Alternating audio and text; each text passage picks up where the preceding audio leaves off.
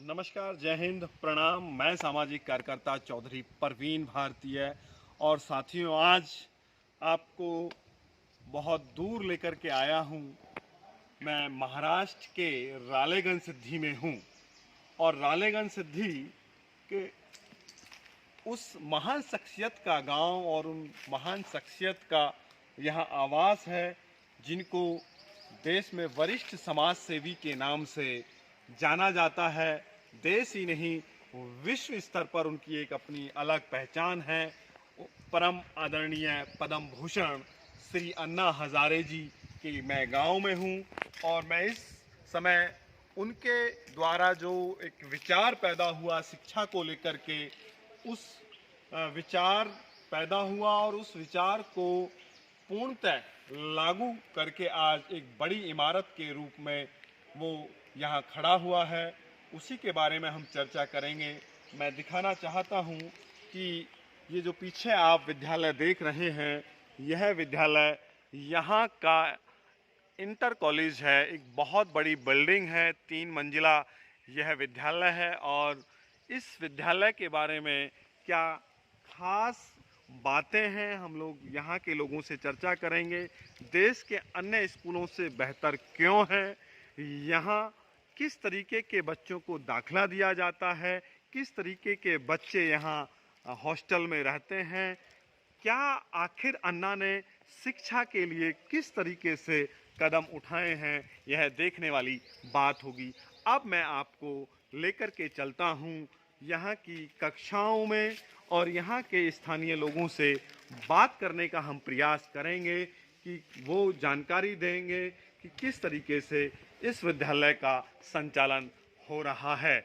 आप वीडियो में देख ही रहे हैं कि कितना सुंदर अद्भुत यहाँ का नज़ारा है, दृश्य है, ग्रीनरी है, पेड़ पौधे हैं और इन पेड़ पौधों के बारे में जहाँ तक मुझे जानकारी है वो बताते हैं कि एक एक पौधे को यहाँ के पढ़ने वाले बच्चों के द्वारा बनाया गया है। अब हम लोग आगे सीढ़ी की तरफ बढ़ते हैं।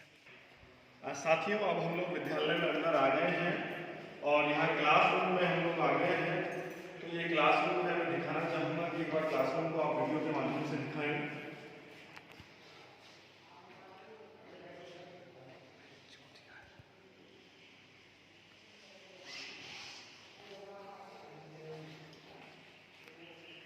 साथियों, हमारे साथ हैं बात करने के लिए श्याम पठारे जी। श्याम भाई, मैं अन्ना जी के गांव को पश्चिमी उत्तर प्रदेश और देश के लोगों तक इस संदेश को पहुंचाना चाहता हूं। हम कौन सी कक्षा में भी हम लोग क्लास 8वीं कक्षा में या 8वीं कक्षा है। इस विद्यालय की सबसे खास, मैं इस क्लास की बात कर रहा हूँ, इस क्लास की क्या खास बात है? ये पूरा क्लास डिजिटल है। यहाँ पे लर्निंग जो मतलब इनको दी जाती है स्टूडेंट को, वो पूरा डिजिटल है। यहाँ पे कंप्यूटर सिस्टम भी लगा हुआ है, यहाँ पे डिजिटल बोर्ड है, ऊपर प्रोजेक्टर मैप है, ये यहाँ प्रोजेक्टर लगा हुआ है। और ये मतलब गवर्नमेंट ने अभी शुरू किया है कि इस स्कूल में, अन्ना जी के स्कूल में 4-5 मतलब पहले ये सब सिस्टम लगा हुआ है।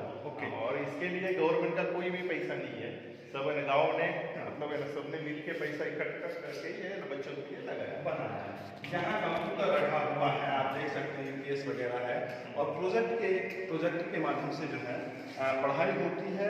अच्छा श्याम भाई, भारत की सरकार और उत्तर प्रदेश की सरकार या अन्य राज्यों की सरकार, अभी भी जो सरकारी स्कूल हैं उनमें डिजिटल की तो बात बहुत दूर की रही, पुस्तकें भी नहीं हैं। लेकिन अन्ना हजारे जी के प्रयास से, गांव के लोगों के सहयोग से ये लगभग कितने वर्ष पहले हुआ? ये लगभग 5 साल पहले, यानी कि 2017 में। हाँ, मतलब 15 हाँ, यानी कि 7 वर्ष पहले यहाँ डिजिटल स्कूल को कर दिया। मैं कहूँ जब देश में सरकार बनी 2014 में, तो डिजिटल इंडिया का नारा देश के प्रधानमंत्री जी ने दिया था, लेकिन कर्म योद्धा अन्ना हजारे जी ने अपने इस गांव के स्कूल को उनके आह्वान से पहले ही डिजिटल कर दिया था। प्रिय मित्रों, हम लोग अब आईटी रूम में आ गए हैं, जहां बच्चों को कंप्यूटर के माध्यम से डिजिटल के माध्यम से तो शिक्षा दी ही जा रही है, लेकिन कंप्यूटर के माध्यम से आईटी की पढ़ाई किस तरीके से होती है उस कक्ष में हम आ गए हैं। तो मैं दिखाना चाहूँगा, आपसे निवेदन करूँगा कि पूरे इस कक्ष की आप वीडियो बनाएं, दिखाएं देश के लोगों को कि किस तरीके से इसको जो है बनाया गया है, संजोया गया है। इस तरफ आप घूमेंगे, यहाँ आप देख सकते हैं चारों तरफ यहाँ कंप्यूटर रखे हुए हैं, बेंचेस लगी हुई हैं।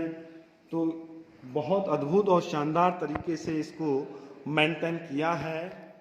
आप देख सकते हैं वीडियो में किस तरीके से यहाँ तमाम कंप्यूटर स्थापित हैं और इस कक्ष को कुछ विशेष बनाया गया है। इसमें एसी की भी व्यवस्था है, तमाम साफ सफाई भी आप देख सकते हैं कि किस तरीके से जो है साफ सफाई यहाँ हो रखी है और बहुत अच्छे से इसको बनाया गया।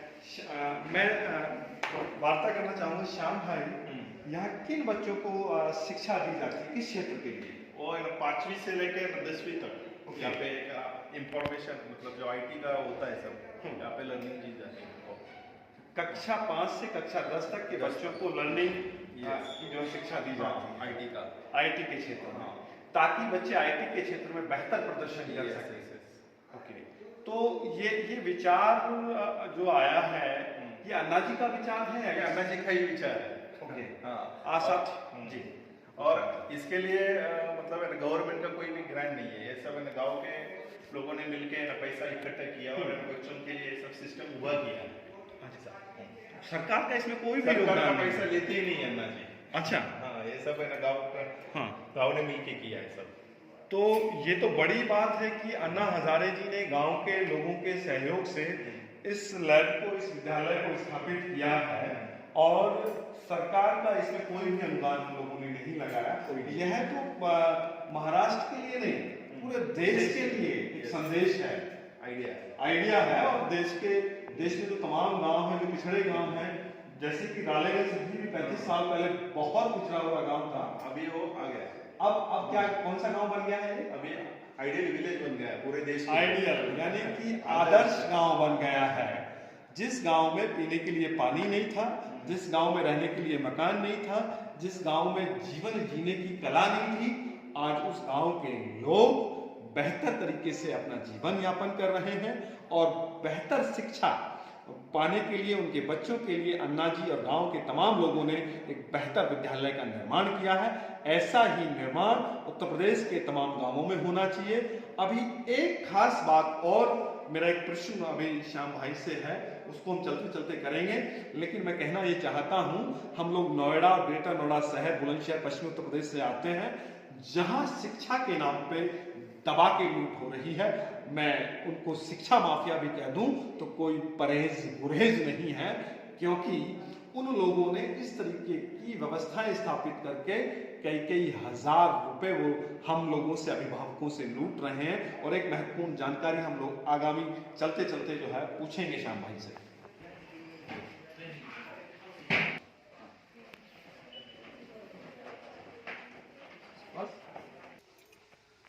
श्याम भाई, मेरा एक प्रश्न था जिसका मैं अभी जिक्र भी कर रहा था। इस विद्यालय में किस प्राथमिकता के आधार पे बच्चों को दाखिला, जो बच्चे बहुत पढ़ने में होशियार होते हैं, जो आर्थिक रूप से मजबूत होते हैं, उनको दाखिला मिलता है या किस तरीके से? इस स्कूल में जो है ना सबसे ज्यादा मतलब वो है ना ज्यादा से ज्यादा फेल हो जाते हैं बच्चे।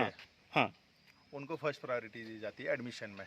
जो बच्चे कई बार फेल हो जाते हैं उनको पहले, उनको पहले मिल जाता है, उनको उसके बाद है ना बाकी सब स्टूडेंट। अच्छा, फीस का क्या स्ट्रक्चर है यहाँ? फीस यहाँ पे डोनेशन अन्ना जी लेते नहीं है। ओके, कोई भी प्रकार का डोनेशन यहाँ पे एक्सेप्ट नहीं किया जाता। ट्यूशन फीस जो मासिक फीस जाती है? नहीं, वो भी कुछ नहीं है, वो भी कुछ सब गवर्नमेंट पे करता है। अच्छा, गवर्नमेंट पे करता है। नहीं, अभी हम लोग देखते हैं, हम लोग पश्चिमी उत्तर प्रदेश से आते हैं और एनसीआर से आते हैं, वहाँ बड़े बड़े आलीशान स्कूल बने हुए हैं और वो बड़ी लूट कर रहे हैं। उनके लिए क्या कहना चाहेंगे आप? इनके लिए ये जो अन्ना जी ने बनाया हुआ स्कूल है, इनके लिए वो आदर्श है। ओके, उनका आदर्श उन्होंने लेना चाहिए अन्ना जी से। ये ना पूरे देश में ऐसे स्कूल होने चाहिए जहाँ पे मतलब गरीब से गरीब बच्चे पढ़ सके। साथियों, मैं आपको बता दूं, अभी ग्रेटर नोएडा में एक एडमिशन को लेकर के मैंने एक प्रिंसिपल को, एक स्कूल के मालिक को कहा, तो उन्होंने कहा कि बच्चा मैथ में 2 बार फेल हो गया है हमने टेस्ट लिया तो 2 बार बच्चा फेल हो गया है, इसलिए हम उस बच्चे का दाखिला नहीं कर सकते। मेरे आग्रह पे उन्होंने कहा कि हमारे स्कूल का जो एक स्टेटस है वो घट जाएगा। तो हमने कहा कि आप जब जो बच्चे होशियार हैं वो तो पढ़ ही रहे हैं, लेकिन जो बच्चे कमज़ोर हैं, यानी कि यहाँ से ये संदेश जाता है कि अन्ना हज़ारे जी के इस विद्यालय में उन बच्चों को दाखिला मिलता है जो कई बार फेल हो गए, जो बिगड़े हुए बच्चे हैं, यानी कि उनको शिक्षा के क्षेत्र में भी सुधारना और सामाजिक और नैतिक दोनों तरीके से उनके अंदर सुधार ला करके एक बहुत बेहतर भारतीय पुरुष का निर्माण करना जो है उनका ये लक्ष्य है। आप देख सकते हैं कितनी आलीशान ये बिल्डिंग बनी हुई है और बहुत अद्भुत तरीके से। एक बात और श्याम भाई मैं आपसे जानकारी करूंगा, इस विद्यालय के अंदर बहुत सुंदर जो आप पेड़ लगे हुए हैं और यहाँ आप देख सकते हैं, सामने आप देख सकते हैं तमाम चारों तरफ ग्रीनरी है और इन पेड़ पौधों का लगाने का काम, इनका संरक्षण किसके द्वारा किया जाता है? ये सब है ना श्रमदान से किया जाता है। श्रमदान में स्कूल के बच्चे भी शामिल होते हैं, गांव के लोग भी शामिल होते हैं, पूरे मतलब एक एकत्रित आते हैं, फिर इसका सब है ना ये करते हैं, मेंटेनेंस वगैरह सब करता है। और यहाँ पे जो हॉस्टल है, हॉस्टल का जो मतलब ये होता है ना अपना वेस्टेज वाटर, वो सब इधर पेड़ों में, हाँ इन पेड़ों में, यानी कि पानी के लिए भी एक संदेश है जल बचाने को लेकर के। अच्छा प्लानिंग किया है यहाँ पे। जो वेस्टेज पानी हॉस्टल का है उस वेस्टेज पानी का उपयोग इन पेड़ों को देने में किया जाता है। अभी हम लोग चलेंगे आगे, यहाँ एक ग्राउंड बना हुआ है, उस ग्राउंड में की जानकारी लेंगे कि किस तरीके से वहाँ बच्चों को शारीरिक अभ्यास कर। साथियों मैं उस मंच पर मौजूद हूँ जिस मंच से विद्यालय के इस मंच से 26 जनवरी और 15 अगस्त यानी कि स्वतंत्रता दिवस और 2 अक्टूबर गांधी जयंती जैसे महापर्वों के अवसर पर अन्ना जी बच्चों को संबोधित करते हैं। यह वो मंच है और इसके नीचे आप देख सकते हैं कि बहुत बड़ा एक मैदान है, ग्राउंड है, जिस ग्राउंड में बच्चे और ग्रामीण अभिभावक तमाम सब लोग बैठते हैं, ये आप देख सकते हैं। और इसके अलावा श्याम भाई इसका क्या उपयोग, जो बच्चे यहाँ हॉस्टल में रहते हैं या जो बच्चे पढ़ते हैं वो किस तरीके से अभ्यास करते हैं, क्या क्या अभ्यास कराते हैं? जी ने एक मतलब शुरू से रूल है जी, यहाँ पे हॉस्टल के बच्चे, गांव के बच्चे सब है ना सुबह 5 बजे आते हैं। 5 बजे? हाँ यहाँ पे, और है ना उनके हिसाब से एक्टिविटीज, अच्छा। अगर किसको रनिंग में इंटरेस्ट है तो उनको रनिंग का थोड़ा यहाँ पे मतलब सिखाया जाता है। जिनको खो खो में इंटरेस्ट है उनको खो खो, ऐसा अलग अलग एक्टिविटीज सुबह से 5 बजे से। लॉन्ग जम्प भी, हाँ सब लॉन्ग जंप और रोप भी है यहाँ पे, रस्सा पे चढ़ते हैं। हाँ ये ज्यादातर गाँव की लड़कियाँ करती है। तो अभी एक लिए टीचर्स भी है, वो भी उनको पढ़ाता है, सिखाता है। हमारे गांव में लगभग 500 घर हैं और यहाँ कितने बच्चे भारतीय सेना में हैं? यहाँ से हर एक घर का एक लड़का, हर एक घर का एक लड़का भारतीय सेना में है।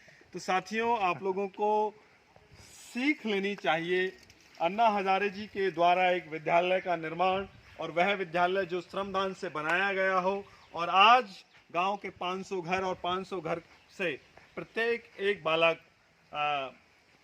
भारतीय सेना में कार्यरत है। तो इस तरीके से हमारे भारत देश के जो 7 लाख कुछ हजार गांव हैं वो भी इसी तरीके से होने चाहिए, और उन गांवों में शिक्षा की व्यवस्था भी कुछ इसी तरह होनी चाहिए ताकि इस देश में शिक्षा बेहतर हो सके और इस देश को हम लोग शिक्षित कर सकें। और जब देश शिक्षित होगा तभी भारत विकसित होगा। मैंने आप लोगों को दिखाया, आगामी वीडियो हम गांव की आपको दिखाएंगे। आप लोगों से विदा लेता हूं, बहुत बहुत धन्यवाद। जय हिंद, प्रणाम, नमस्कार।